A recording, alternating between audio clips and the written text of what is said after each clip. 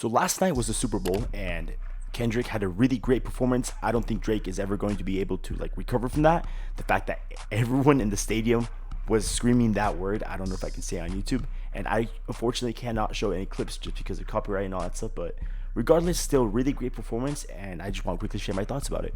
So just like I said earlier, as soon as the halftime performance was done, you can immediately tell that Kendrick won the beef. There is no way he can come back for that. He even showed up with a minor keychain, which I'm sorry, necklace, which is great, and just a little jab at Drake basically.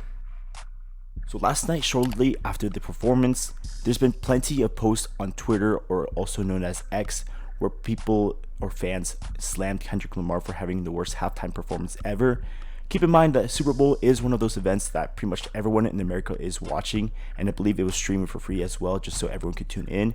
There's going to be plenty of people who are out of the loop with this whole Drake beef and everything, so I kind of understand where people are coming from, but I'm not gonna put too much emphasis on these news just because they're out of the loop.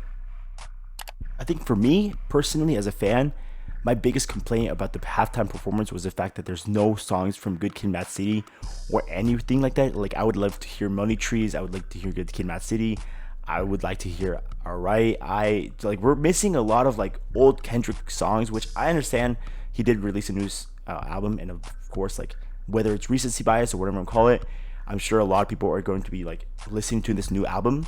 I just wish there was a little bit in there for long-time old school Kendrick fans. That's my only complaint, but other than that, still a really great performance, and I loved everything that I saw.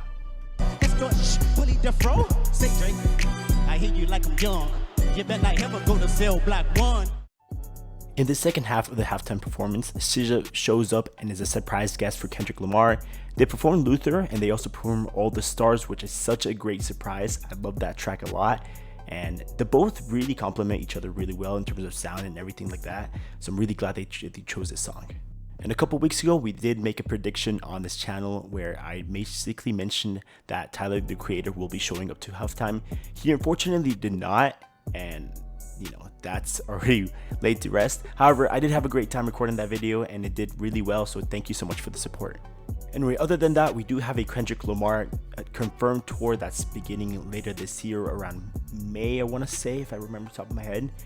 We are probably going to go to that, and I will most likely vlog it as well.